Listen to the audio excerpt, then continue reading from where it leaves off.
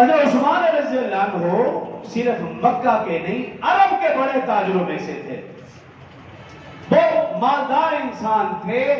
لکھا ہے کہ اس وقت ان کے ہاں 300 ملازمین کام کیا کرتے تھے، اتنے بڑے مالدار اور تاجر تھے اس وقت 300 ملازمین۔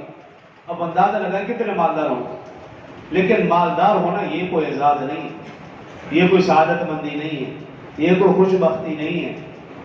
لیکن اعزاز، سعادت مندی، خوش بختی یہ ہے کہ مالدار تو تھے لیکن وہ اپنا مال اللہ کی راہ میں خرچ کیا کرتے تھے، یہ ان کے لیے سعادت مندی ہے۔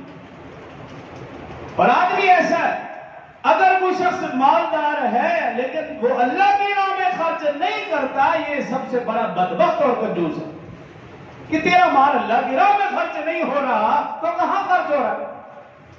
تو بڑا بدبخت انسان ہے۔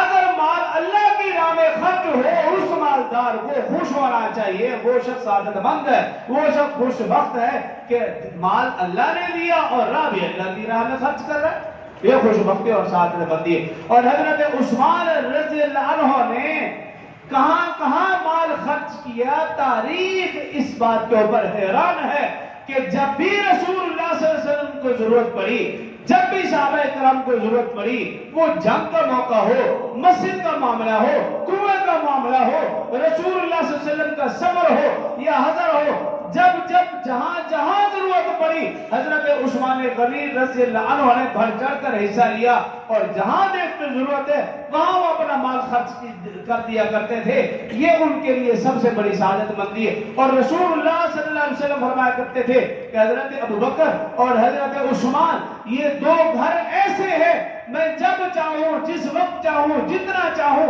ان دونوں گھروں سے مال لے سکتا ہوں۔ اللہ پاک نے مجھے اجازت دے رکھی ہے، ان دو گھر کے علاوہ کسی اور گھر سے کچھ بھی لینے کی اجازت نہیں۔ یہ ان کے لیے کتنا بڑا اعزاز تھا کہ مالدار بھی تھے اور وہ پیسہ اللہ کی راہ میں خرچ ہوتا تھا۔ غزوہ تبوک ہو، بے شمار مثالیں موجود ہیں، مسجد نبوی کا معاملہ ہو، مسجد خدا کا معاملہ ہو، یا جتنے بھی معاملات رسول اللہ صلی اللہ علیہ وسلم کی زندگی میں ہوئے، یا حضرت ابوبکر عمر رضی اللہ عنہ کی زندگی میں، یا حضرت عثمان جب خود خلیفہ بنے ان کی زندگی میں بے شمار اللہ کے واقعات ایسے ہیں کہ جب جہاں ضرورت پڑی وہ اپنا مال خرچ کر دیا کرتے تھے۔ عرض کرنے کا مقصد یہ ہے کہ صحابہ کرام کی نسبت رسول اللہ صلی اللہ علیہ وسلم کے ساتھ ہے، ہم نے اسے نسبت کا لحاظ اور خیال کرنا ہے۔ صحابہ اکرام کو جب بھی پرکھنا ہے ان کی ذات سے نہیں، ان کے کاموں سے نہیں، ان کی نسبت سے پرکھنا ہے کہ ان کی نسبت آقا صلی اللہ علیہ وسلم کے ساتھ ہے، ان کی نسبت قرآن کے ساتھ ہے، ان کی نسبت احادیث مبارکہ کے ساتھ ہے۔ جب انسان صحابہ اکرام کو قرآن و حدیث سے پرکھے گا وہ کبھی بھی گمراہ نہیں ہوگا، اس کے دل میں صحابہ اکرام کی محبت پیدا ہوگی۔ اور مومن وہ ہے جب بھی اس کے سامنے صحابہ کرام کا تذکرہ کیا جائے اس کے چہرے پر خوشی کے اثرات نظر آتے ہیں، اور بے ایمان وہ ہے کہ جب اس کے سامنے صحابہ کرام کا تذکرہ کیا جائے اس کا چہرہ مرجھا جاتا ہے۔